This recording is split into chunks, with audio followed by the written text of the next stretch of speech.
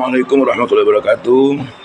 Saya ingin menyampaikan kepada para qari dan qaria yang pemula, dan mohon maaf kepada qari yang internasional, berlabel juara internasional dan nasional. Saya ini hanya sekadar membantu kalian, tugas kalian menyampaikan bagaimana praktek sesuai dengan teori. Saat ini saya ingin menjelaskan tata cara menempatkan dua bibir ini kaitan dengan lapas-lapas huruf Al-Quran yang berhubungan dengan hukum tajwid. Nah, perlu saya sampaikan kepada kita semua, paling tidak ada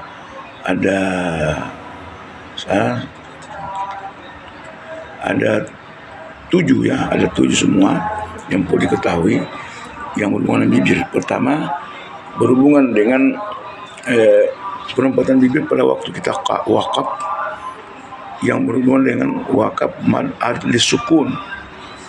Adli sukun itu kalau dia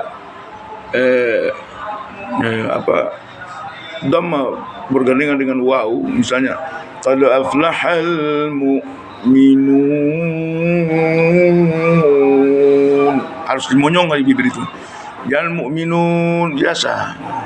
Nah, itu berhubungan dengan dhamma dengan waw. Kemudian berhubungan dengan kasar dan ya.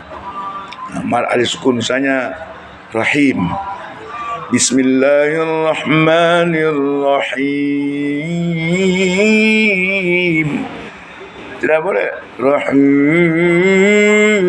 Pokoknya berhubungan dengan ya mati, dengan kasar itu harus bibir diturunkan ke bawah. Ini saya belajar sama Ustadz Abdullah Saman, tokoh Surya. Nah, kemudian berhubungan dengan ifa, nun mati bertemu fa. Jadi nun mati bertemu fa, bentuk bibir itu dia disamarkan gitu, dan dia dibaca dan didengungkan, dilakukan 2 harkat sekurang-kurangnya, dan selebihnya 4 sesuai dengan keinginan kita membawakan irama tilawah. Misalnya nun mati bertemu fa, fal. Jadi itu nun itu dimasukkan karena huruf-huruf sifatnya fa itu. Fana. Itu yang ketiga. Kemudian yang keempat adalah izhar syafawi. Izhar syafawi itu artinya nampak di bibir. Artinya itu ketika kita menyebut mim mati bertemu fa atau huruf yang lain selain dari ba dengan mim.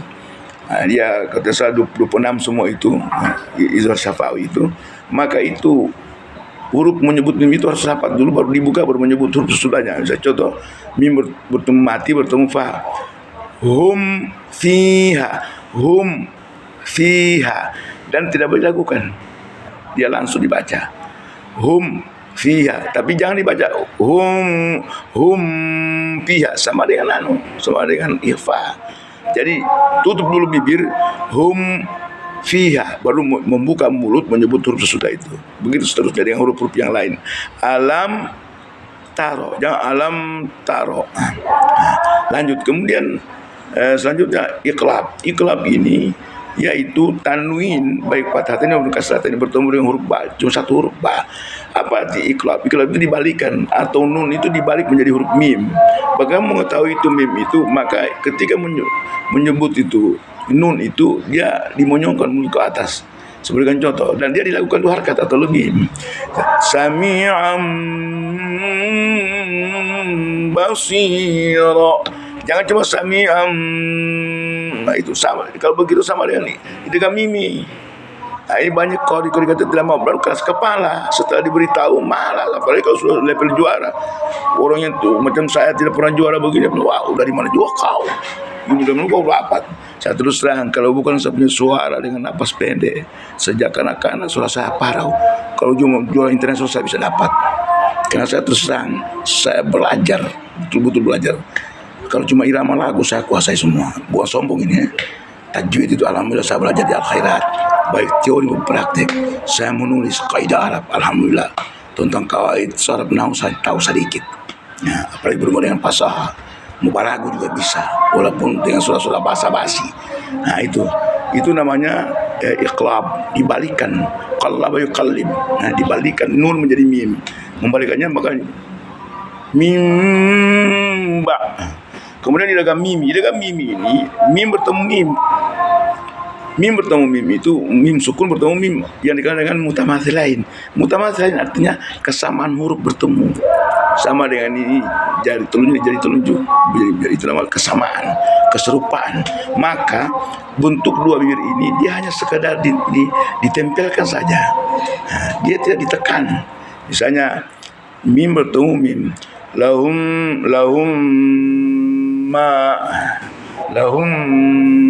ma dan tidak boleh dia ke hidung, tidak boleh. Nah, kemudian ikhfa syafawi ini artinya ini bibir ini direnggangkan dia, tidak boleh dirapatkan dia. Ketika mim mati bertemu ba, seperti contoh, dan dia dilakukan 2 rakaat atau lebih. Bihijarah, tidak boleh tarmihim, tidak boleh bibir itu rapat, tidak boleh. Tapi usahakan jangan serupa dengan ikhfa. Usahakan. Kalau dia serupa dengan apa berarti nun dengan fa. Jadi tidak boleh tarmihim. Nah, tidak bisa.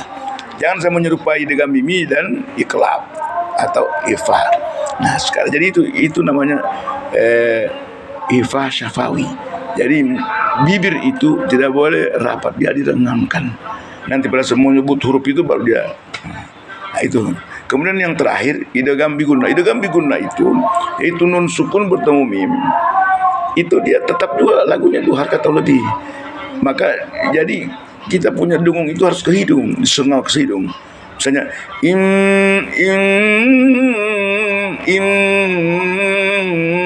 bibirnya juga biasa aja, nempel biasa. Nah, sama dengan idgham mutamatsilain, cuma dia ke hidung. Nah, itu dan 2 harakat lebih. Nah, itulah sekarang penyampaian saya. Minta maaf bukan menggurui tapi memperbaiki anak kita supaya dapat juara nasional. Kelemahan kita nasional itu pertama anak-anak kita tidak lancar membaca Al-Quran. Karena mereka bukan untuk profesional mereka latihan. Tidak. Mereka sekarang hanya cari juara, mendapatkan untuk mencari saja, mencari hadiah saja, tiada usaha lain. Nah, sehingga yang tidak juara di sana masuk lagi juara di kabupaten lain, itulah terpilih. Itu juga yang ketemu. Nah, kemudian mereka kalau ditegur, diperbaiki, marah dan selalu memojokkan ustadz yang anggap tidak pernah juara, apa juga itu. Padahal kalau mereka pertama itu harus lancar, kedua harus tahu kaidah Arab membaca itu dan menguasai ilmu tajwid banyak. Ini masih sekedar ini disampaikan kepada itu.